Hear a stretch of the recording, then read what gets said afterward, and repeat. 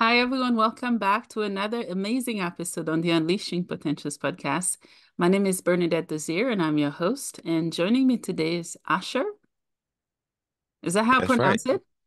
Yeah, Asher. Asher, it's Hasher, and it means happy in Hebrew. So call me Mr. Happy, Asher, Mr. Happy. Asher. Okay, it Asher, reminds yeah. me of the singer Usher. Usher, yeah, yeah. He's got a U, I got an A. I'm about to be might be as famous as that guy one day, right? You never know. You never know, right? You never know. Yeah, that's awesome. Welcome to the podcast. My Yeah, pleasure. yeah. Can you tell us where you're tuning in from? I am tuning in from Connecticut right now. Hmm. Hartford, Connecticut. It is actually the location when I first moved to the United States where I came to. And Mm-hmm. then most of my family reside in Connecticut, but then I joined the military and I left. I went away for 22 years, didn't do a lot of visitation here. And then 22 years after I retired, I moved back here just to come hang out with them. So now I'm here right now, just kind of get back that family love, you know. This stuff Mm. I was missing for 22 years, so that's where I'm at right now. Oh, wow. That's awesome. Can you guess where I am? On the East Coast too, New York, Connecticut. I'm just kidding. No, no, I'm in Canada. Oh, you're in Canada. Yeah, What part? I'm in Alberta. Alberta. I used to go to Canada. I used to go to Whistler Black Homes to Mm, snowboard and ski. I mean to ski. I'm yeah, sorry, to snowboard, but I started Whistler. snowboarding in Banff. You close to Banff, right? Are you close to Banff? I'm about 3 hours from there. Oh, Yeah. wow. That's the first place I went to when I first went to Canada. Oh, Banff. I nice. started snowboarding there. It was amazing. Oh my God. Yeah. Beautiful, ain't it? Yes, it is. Yes, very beautiful. So is the How did you cold. how did you end up in Canada? Let me ask you that. I'm quizzing here. The wind blew me. Oh, Uh, wait. yeah, I was adopted. It's a Oh, long tell me. story. I actually shared a little bit of my story on a Facebook Live I did today. So, Mm, yeah, go have a okay. listen, people. I will. Me too. Me too. I'm on the list. I'm on the list. Go list. My head been down all morning. I've been working so hard building my platform and stuff. But I'm Yeah. ready to chat with you, Lady Bernadette. Yeah. Yeah, awesome. So let's get to know you a bit. Tell us who you are and what you do. Who I am, what I do. I'm gonna tell you what I do because if I could answer who I am, it's gonna take you into this rabbit hole. But what I do right now, Mhm. I am a wisdom coach. So that's my Ooh. title. It's a lot different from a lot of folks' title. I'm a wisdom coach. So wisdom means application. So I coach people on a lot of wisdom, applying what they know, the things Mhm. they want to get to, the Mhm. place they want to get to. Sometimes when you're on this journey called life, Mhm. you need a guide, right? We all have this journey. I'm gonna share this. We all have this journey. We set out for something that we really, really want. Mhm. We went out, we're out to get it. Then when we encounter an obstacle, Mhm. and that obstacle, what it does is beat you down, right? Beat you down. You're like, wow. Like I feel like I'm stuck on overwhelmed. You get that feeling, right? Beat you down by the obstacle, but then here comes a guide. A guide come by and say, "Hey, Bernadette, you look like you're beaten down by life. Mhm. Here goes a plan." You say, "Okay, I'm desperate. I'm open-minded. Let me see this plan. You check this plan out. This plan say, oh, take this action. You take this action, and Mhm. those action help you avoid failure and end up in Mhm. success.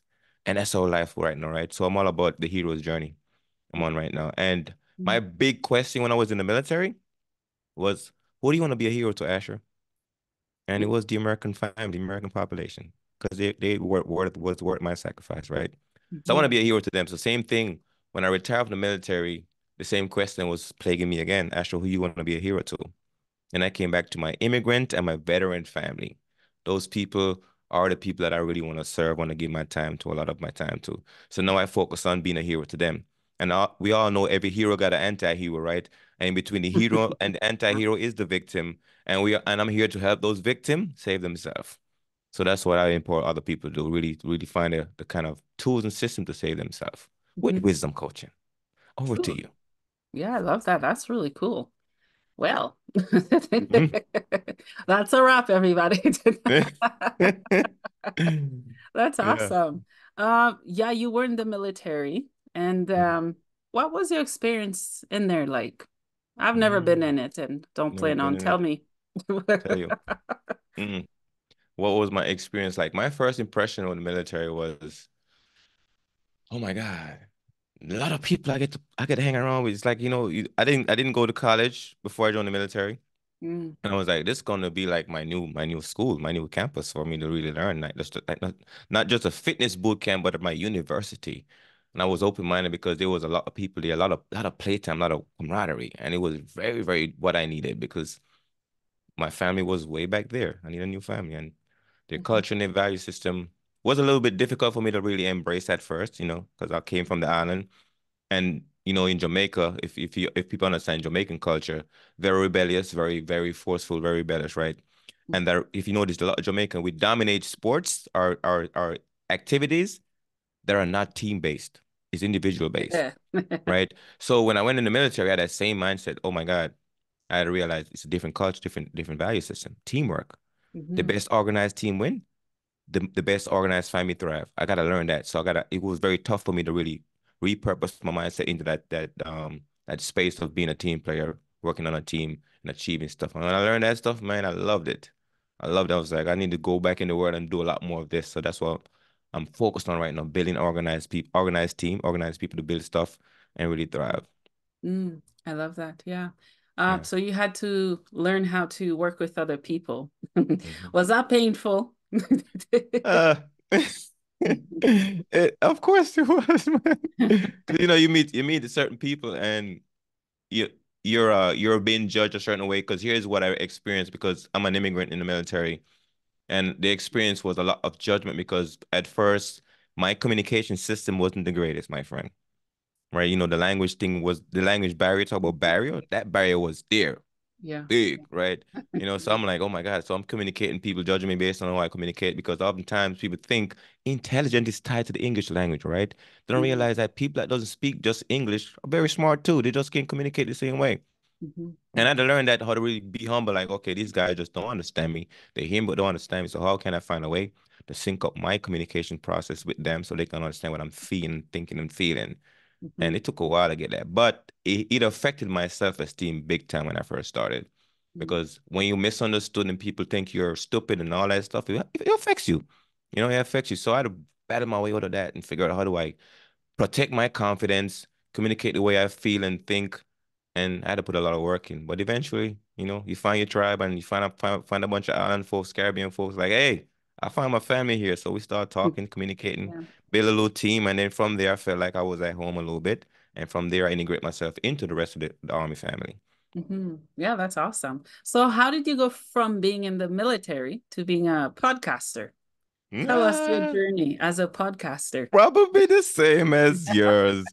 Like Yeah. really, really wanted to like put my voice out there, to have my voice out there and kind of communicate. Sometimes people take on the thing that you're missing. Mm, And I want my voice to be heard. I wanted to mm, communicate with other people. And I'm like, hey, I'm taking on the one thing that I didn't really born with that great skill set was around communication. I'm like, it was very difficult for me, still is, but I'm working on it, committed to it. yeah. So I'm like, what can I do right now to improve that skill set? And Mhm. that is a podcast. I'm gonna go there and talk. Stumble and fall, sound like an idiot, look like a fool, don't matter. I'm still gonna they're gonna do it because I'm a master of this thing, my friend. So now I started my podcast back in 2022 because I, I I love writing. I'm also an author. I'm working on getting my third book out there right now. It's coming out. It's completed. It's complete. I actually just got it back today from the guy that formatted it. So I'm working on how do I go there and market that piece, so forth and so on. But I wrote my first second book to have a conversation with the world, just like the podcast, to have a conversation with the world. Because I want to see what people think about my ideas, Yeah. right? To see whether or not my idea matters to them or not, or whether they matters to me that much, right? And Mhm. that's what I've been working on. So I just started to have a conversation with the world because I want to get feedback. I want to grow. I'm all about improving me. And the Mhm. best way to improve you, just like when you go to school, right? You write your first Mhm. paper, turn it into your professor, and you might grade it with a C. Like, damn. But I get some feedback from the professor on like, hey, do this, do that, blah, blah. Same thing. Wrote my first book. It might go there and get a C in the world. It doesn't matter. I'm having a conversation with the world. They're gonna say, Asher, I like this, I don't like this. Okay, let me go get work on it, get better. Second book, same thing. Third book, so I'm keep writing because my goal is to write 86 book by my 86th birthday. And that's Oh, gonna take a lot of work. But yeah. I'm focused on it because I want to get better at writing, speaking, communicating, right? Sync up Mhm. what I call my three vocabularies, my thinking vocabulary, my Mhm. writing vocabulary, and my speaking vocabulary. Get those Mhm. synced up, and I know I'm gonna be a really dangerous man on this planet, my friend. So that's what I'm working on. Wow, you're Yeah. you're just chasing your dream and you're learning along the way. That's awesome. Yeah. Oh yes. Oh So yeah. tell us what do you talk about on your podcast? What is the main theme of it? So right now, my podcast, this season theme is focused on maybe that big question, who do you want to be a hero to, Asher? Well, Mhm, no, I focus on my immigrants and my veterans. So the story is based on them. So I'm bringing on folks that are immigrant, veteran, or their spouses when I can find folks that are brave enough to come on here and speak mhm, to mhm, really talk about their story. So mhm, get their So here's this I'm launching this. It's coming out in March. This new other part of the process where I focus on, which I run my coaching program too, right? mhm, I focus on people first, right? Your first experience, mhm, their failures, mhm, their fears, their needs, and their victories. So your first time experience, what are some of the first time experience you've had in your life, right? But those are your story trapped in those things, right? Your failures, things that you fail at, you learn a lot from. Your story is trapped in those as well. Your mhm, your fears, the things that you fear the most in life, or you used to fear, your story is mhm, trapped in those as well. And the mhm, needs, the thing you need to do, think, or feel that you're not doing. Hmm. Future mhm, oriented. Your soul is trapped in that as well. And your victories, your achievement, your accomplishment, things you've been rewarded for, those things, your story trapped. So I realized all of my story is trapped in those things. So how do I remember them, organize them, and share them with other people? Get other people to do the same because I'm connecting with you right now, Bernadette. I don't know much about you, right? But if I look at you straightforward, all I'm gonna see is your features. mhm, But the benefits I won't see because I don't know your story. And if somebody asks me to describe Bernadette, I'm like, oh yeah, she's dark. She says she's from Haiti, but that's probably it, right? But mhm, if you tell me a bunch of your stories, those things, those three themes, I mean those five themes, I'm like, mhm, I can really get the benefits of So I'm connected to those things in your lives. So I realize same thing people connect about me as well. So I get to organize my thinking, my story around those things, and I get to share mhm. with other people. And now we are connected. And we find empowerment in those points. I love that. Yeah, Mm-hmm. because all of us have a story to tell. And Mm-hmm. some people say, no, not really. I had a great childhood. And really, what happened in high school? And Mm-hmm. all of us carry some form of trauma. And I think it's important to release it because there are people that are waiting on hearing our stories. And the longer we hold our breath and not express how we feel, and people are waiting. That's how I see it, right? Because I don't get paid for this. I get up, I'm like, another day, and I'm excited. It's my birthday. I'm recording today, right? Happy Because birthday. I have to forget about thank it to you. you. Happy birthday to you, man. Thank you. Right? Because it's not about me. It's what I can offer and give people and the healing I can offer for them as well. Hmm. Yeah. My public speaking coach, his name is Joe Weldon. Very, very, very inspiring fella. He's an elder gentleman. He's in his 80s. And he's been speaking for over 50 years. Mm. Hall of Fame speaker, all of that, right? Very good. But he said something that I've been really passionate, just really embracing. He was like, Asher, no one cares about your story unless you can make it about them. And it took me a while to really understand what that really means. But then when I went back to the theme I was saying about those five elements about your first failure, fears, needs, victories, and Mhm, so forth and so on, right? I was thinking about it, I was like, so how can I tell my story where other people get value in it? But then I started to understand what he's really saying. He was saying nobody cares about your story unless you make it about them. Meaning that if you can replace a lot of this I, me's, and mine's with you, yours, and yours, mhm. now the story is about the other person. Yeah. So for your audience right now, I'm just going to give you an example, right? Just imagine being 34 years old. Just imagine being a modern day mother right now, being 34 years old and already have 9 kids. Just imagine that. Mhm, Just imagine being a modern day father, mm, having 9 kids without a formal education. Just imagine. mhm, And they're thinking about it right now, like, that's probably really tough. But at the age of 34, my mother already had 9 kids. Like growing up, Oh, my wow. father didn't have a formal education because he lost both his parents by the age of 10. Mhm, So now their story inspires me. So now just right then, I'm talking about my parents, but I'm putting you in that story as well because you imagine yourself being them. How would that feel? How would that, you know what I'm saying? So now my story becomes your story. yeah. So now when he explained that to me, nobody cares about your story unless you can make it about them. Or my writing becomes more powerful. And I'm like, oh, so how can I write tell stories in that matter Yeah. where I'm putting the person that's listening in my shoes. Because when I achieve my dreams, that's when you can believe in yours. Mm. So now I'm pursuing my dream, showing that hey, Ashley's achieving the dreams. Automatically, you start believing your dream because like, oh, if Ashley can believe in his dream and make it happen, I can believe in mine. Mhm. Because we were just playing as kids together, and that guy was an idiot. But now we sound like he's the wisest man on the planet. What happened? Well, I can do the same. So I started realizing my own dream, believing my dreams, so other people can believe in their dreams as well. And that's very important for me. So I started sharing my story. Mhm. Whether I look like a fool, sound like an idiot, it doesn't matter. I'm gonna keep Mhm. going and do it, my friend. Yeah, I love that. Yeah. I need a public speaking coach because I'm just going with the wind here. So Oh, we can talk about yeah. that after this. We Yeah. can talk about it after this. Yeah. Yeah, thanks for sharing about the story. I'm on episode 205 almost, and I've had Mhm. people telling me, I don't know you. Tell me more about you. So that's why I did that live today on Facebook and my podcast group, telling people more. That's because of exactly what you explained, is that it's about me, but it's not. That's why there's Mm, so many people coming on the podcast because I want to treasure and hold their stories in my heart and have it heard, right? When mm, we remove the focus off ourselves, then we can see other people and they can exchange, I think, the gift of healing and communication. mm. Another tip my coach gave me, I'm giving it to you right now. He would Hmm. say one of the reasons why people get so nervous when they speak in front of people in public because they use a lot of the word I. When you talk about I this, I that, it makes you very self-conscious, make you worried about like, oh, am I sounding? Am I being right? Like you're worrying about yourself. But if I switch the I and make it you, I'm Hmm. talking about you. Just like people, you ever seen somebody gossip about somebody and they feel so brave and courageous when they gossip about other people? They're not talking about themselves, they're talking about other people. So automatically, a lot of courage, they can talk, they can get on stage and gossip about people right in front of you. Not nervous, but have them talk about give a presentation about yourself, whatever. You get nervous, you get self-conscious, like insecurity, all that stuff showing up. So he was saying, Asher, stop talking about you and talk about the audience. Hmm. Like focus on them. And from there, automatically, my nervousness goes away because now I'm focused on what can I say that gonna make you feel empowered, and Yeah. that changed my spirit. So I'm like, yeah. So now it's all about the audience, the you piece of it. Hmm. Put it in them, right? So yeah, I'm all the Yeah. tip for you. That's awesome. Mm, Yeah, when I'm doing different lives, people say, "You don't look nervous." I'm like, mm. "I don't." I don't know. I'm I terrified. don't really have a caring bone, not meaning that I don't feel.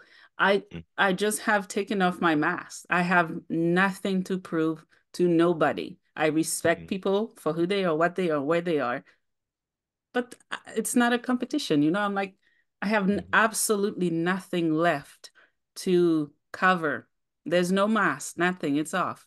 And that's how I mm. wanna, continue empowering people to This take morning that off. I was thinking about this. You ever heard this book? Like people say you need to find your why, but I Mm. was thinking about it. It's not about your why. It's about your lie. Like, Ooh. what is that? What is that lie, right? What is that lie you've been telling yourself? Yeah. Because it is said that there is no the market for the market for truth is very small market, Mm. which means the market for lie is very big. Yes, it So is. people believe not yeah. If it wasn't a big market for lie, you wouldn't be searching for the truth. So most of us are living a really big lie, a Mhm. really big lie. So not what is your why? What is your lie? What is that lie you've been telling yourself? Once you figure that out, you're gonna find some purpose, my friend. Mm. So I would encourage people to think about not just their why, but what's their lie? What's that lie you've been telling yourself? And from there, you can realize that yes, the market for truth is very small, my friend, Hmm. which Yeah. means the market for lie is very big as well. Hmm. So which market are you funneling? Yeah. Yeah, yeah, I agree. Yeah. So how many books do you have again? One, two, you're on your third? I have I have a guided journal. So my first book called Turning Traumas into Treasure. And Mm-hmm. then the second one is called Focus on Your Path to Guided Journal. And the third one is Two Suitcases to Success, which is a lot of my stories and some of the lessons I've learned. Mm-hmm. So I put that into that one. So I'm building that one. So I'm growing my audience, around my story right now. Because when I first wrote my first book, I didn't have the confidence or the self-confidence to put my story out there. Because my editor was like, I tell you a story, right? So when I wrote my third book, I sent a whole manuscript into her and she read it. She was like, Asher, this is great information, so forth and so on. But she was like, what is your story, Asher? Like a Yoda question. Like, Asher, what is your story? I'm curious about your story, Asher. Mhm. And I was like, oh. She was like, I think you should write your story. Mm, So then I went back and I had to start all over. I'm mhm, like, that's a really good question. Because at first I was like, I wasn't ready to write my story. Because mhm, when you're writing a story, that means that includes your family stories too. And sometimes your family is not ready for you to share certain things. I mean, a lot of stuff I'm not ready to share either. I wrote it down, but I'm not ready to share it yet. So I gotta take some stuff out, but put what I can put out there based on their comfort level. But it's all about really organizing your story and sharing it. So now that's what Two Suitcases to Success is all about. It's about the immigrant journey, veterans journey, and the things I've learned along the way. And I've been like the first book, when I wrote the first book, I've already read 600 plus books already because I'm gonna give you a story. So back in 2016, I started this 100 book a year, 1,000 book in 10 year journey. So I read at least 100 book a year, 1,000 books in 10 years. And I'm on my year eight right now, going to eight, and then this year should make year eight. I'm almost 700 something books already, right? So I should finish my 800 book this year. But I've been on this journey of really, really like really educating myself through books. mhm, So the first book was just like a lot of stuff I've been finding in all the books I put together. So a lot of system and tools and life skills, so forth and so on. But she was like, actually, I need your story. I'm like, I think Yeah. I'm not there yet. But everybody got their self-confidence issue, right? But I decided I'm Mm, gonna write it. And I mhm, put it together. So now I'm just gonna build on top of that. And the long-term goal is for my 86 books is to team up with a bunch of immigrants, veterans, and their spouses, just authors that want to share part of the story. We do like a multiple authors book. So I want to help them in that process to write that stuff out. So people that mhm, are like, hey, Asher, I would love to write my story, but I'm not sure how to put it together. Well, hey, let's go on this journey together. And mhm, then you get a part in the book, other person get a part in the book, so maybe 6 people total. I'm looking at 6 people total. And we mm, just combine and we just find a way to share that story with other people and mm, empower them, empower other people to do the same. And maybe with that first part, you can like, you know what? I can write my own story full time now. And you go write your own book. mm, But get you started because oftentimes what I'm telling you, wisdom in application, a lot of people they want to do something but by themselves, nobody want to fail by themselves. I realized that being in the military, like in the military, we got a lot of teamwork. Like people don't want to fail by themselves. But if together we are failing, it's not that bad. But yeah. by myself, it's terrifying. I'm beating up on myself. It's like, oh yeah, it's exhausting to fail by yourself. And a lot Mm, of people can do it. So just be that guy by the side, help you pave a few more miles on the road because I'm here to help you look at things that you didn't see. Give you some insight, some insight, some foresight to see what's in plain sight, right? So that's yeah. my journey right here. Yeah. Yeah. I love it. Yeah. That's awesome.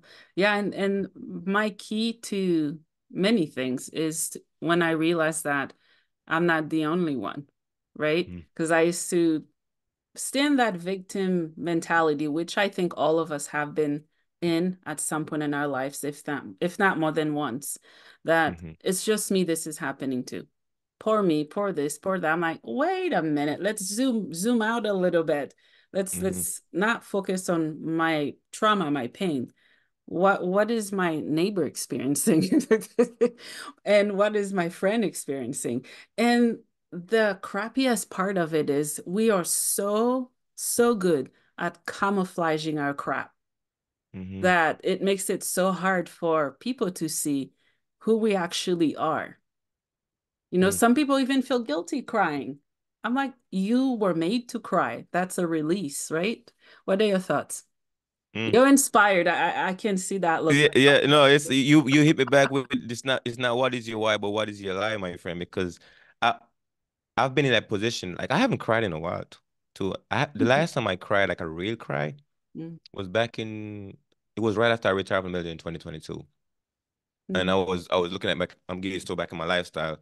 Because I grew up with the symptom of ADD dyslexia, right? So at the age of 35, the only book I read from cover to cover was the Bible. So it felt like it took me 35 years to read one book. mm, And I was struggling with a lot of that. But I discovered the real symptom of dyslexia at age at like 2022 around that time frame.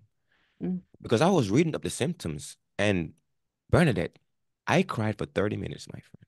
That's the mm, first time I really like everything was just I couldn't stop myself from crying. mm, And I realized why my life was so hard.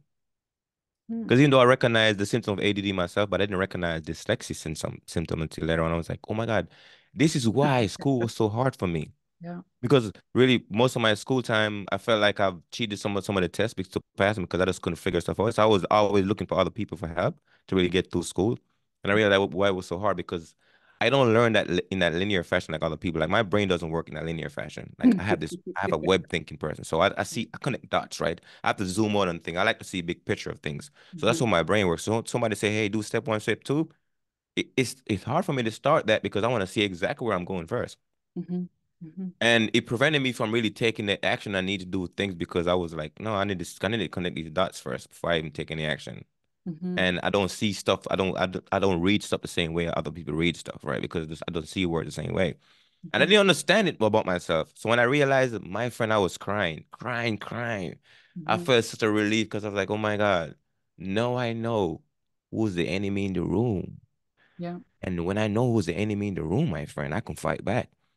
Mm, And when that happened for me, I was like, okay, so now this is what I gotta do. So now I was even more committed to like my journey of being reading all these books and stuff. So I've been on that process, and I couldn't read at one point. Like I couldn't read books because it was so dulling. It was like a tranquilizer. I go to sleep, I just couldn't do it. And that was the story I was telling myself until I changed that up, man. And now can't stop me. I don't watch TV, I don't watch sports, I don't watch the news. All I do is read and listen to books because I'm on that journey. I gotta get my 10,000 books before my 1,000 books before 2026. And I'm on this thing. mhm, Couldn't find time, but I'm finding time. Like when I was in military, I working 12, 13 hours a day, but I still find time to read mhm. all them books I need to read. So I'm averaging 2 to 3 books a week right now. That's what I'm averaging. Wow, that's awesome. I Yeah. struggle reading. It's getting better. We go to the library and get books and stuff, but yeah, yeah, it's hard. Audiobooks help a lot. I have audiobooks too. Yes, Yeah. that's what I'm crushing right now. I started both, but I'm like, but because I'm doing so much writing, I'm like, okay, I'm already taking care of writing and reading when I'm writing, so I'm just gonna listen to audiobooks because I Hmm. gotta get my goal done. That's awesome. Yeah, that's really cool. Is there anything that we haven't discussed that you'd like to share with us and touch on? Oh, of course. I'm gonna quiz you on and get to learn about you right now because it's the first time we meet on this podcast. So I'm going back to your Haitian journey. Talk to me about your childhood a little bit. What got you to where you are right now in Canada, if you don't mind sharing a little bit of that. We can kind of ping pong Yeah, yeah, back and forth. absolutely. You're the first guest to ask, so Ah, to curious. quiz and ask. Well, I was born and raised in Haiti, and my Hmm. childhood was hellish, and it was good, it was bad, it was healing, it was eventful, and yeah, I spent some time in an orphanage in Haiti, and Hmm. I got adopted by a Canadian family, and that's kind of brought me here in Canada. Well, Yeah. you're in a good place. I had a friend. Let me Mm-hmm. share something with you because I kind of relate with you. Mm-hmm. We was talking. We had a couple podcast episode too, but she was from Brazil. Mm-hmm. And she was I think she adopted by some Switzerland folks in Switzerland, whatever. But Mm-hmm. she was sharing something with me that I didn't really understand until she would like explain. She was like, Asher, I've been returned twice, like a package that they ordered on Amazon. They didn't like me to return me, and that made me feel like such like I wasn't worth anything. Mm-hmm. And I didn't understand when she explained it to me that way. I was like, oh my gosh, so kids that are adopted and then can't find a home and then get turned like, hey, I don't want you to turn you back in.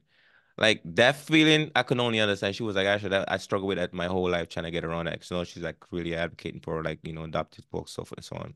But when you share your story, I'm curious to know like, what are your thoughts on that itself, my Um, a lot actually, because sometimes people throw around the word adoption. Great. friend?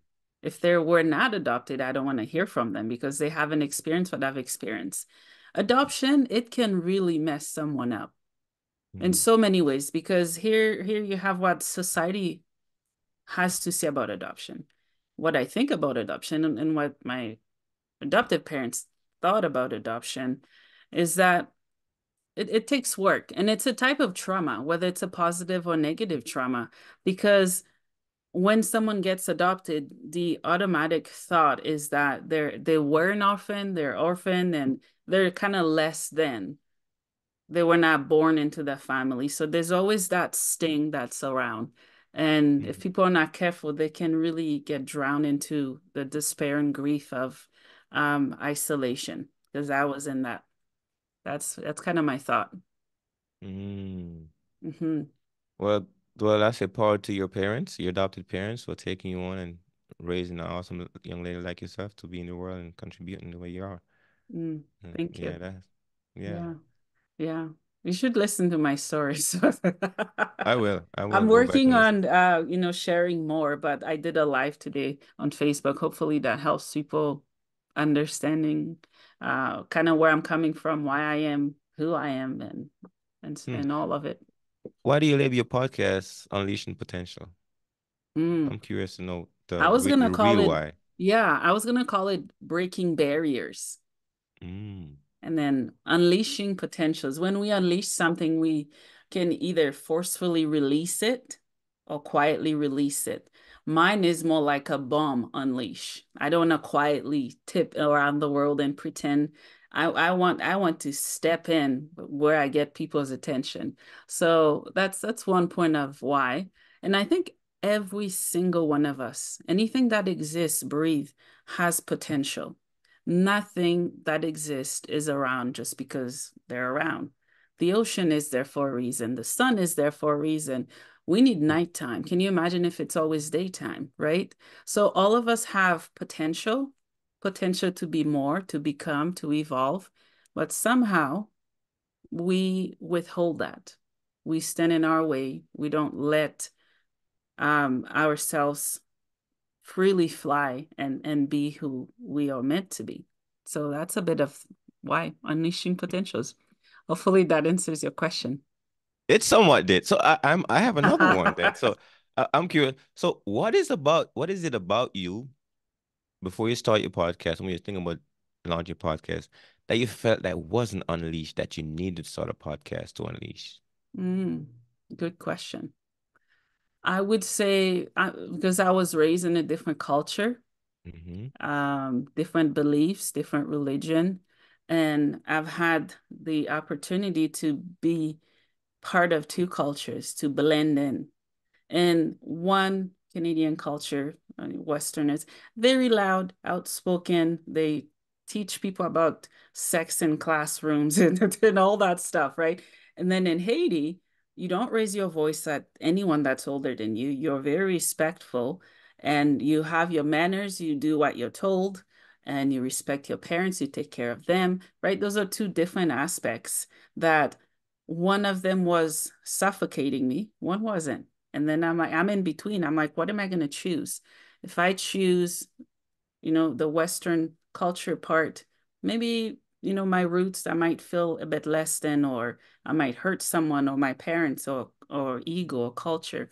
So Mm-hmm. yeah, I had to bring them both together to understand that it was okay.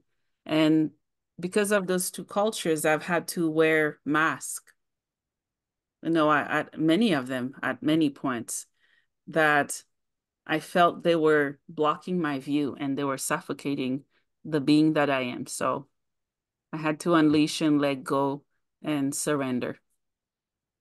Well, congratulations for being on a leash. And Thank you. there's a lot of potential in you, like there's most of us that are finding our voice in the world right now. It's like, hey, I have potential and I want to see it through. And I want to see it through. I want Yeah. to bring it forward in the world and really, really connect with other people and empower them. So yeah. Yeah. Yeah. And I want to help empower people to unleash their potentials Mm-hmm. because so many of us we focus on what's not going right, what's not going good.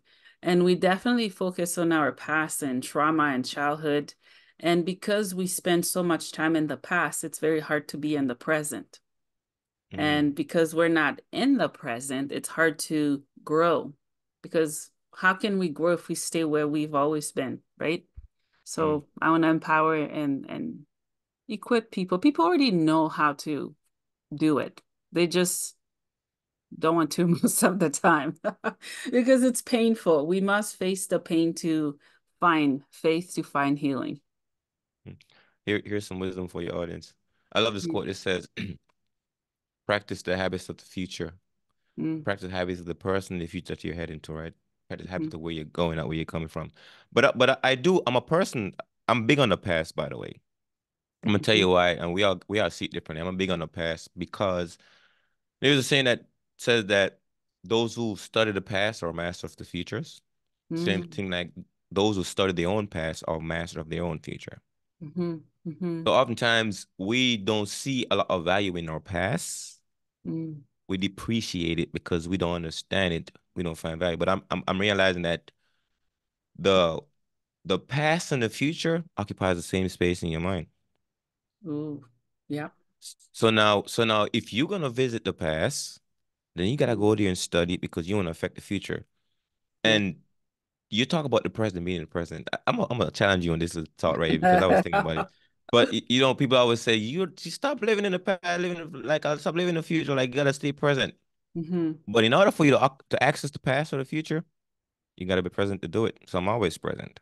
Mm-hmm. Mm-hmm. Like I'm Yeah. always present. So now Yeah. my focus is either in the past or the future. But when I go to the past, I go there for to bring like the tools that I can take with me into the future, right? The things that are Mm-hmm. useful I need to take in the future. But I gotta go back and study them because it would be a waste of my life to Mm-hmm. acquire access to collect all of these experiences, Mm-hmm. right? Store them in my past because it's a storage area for my experiences in the past, and Mm-hmm. not go there and really study them. Like, how old are you? If you don't mind me asking.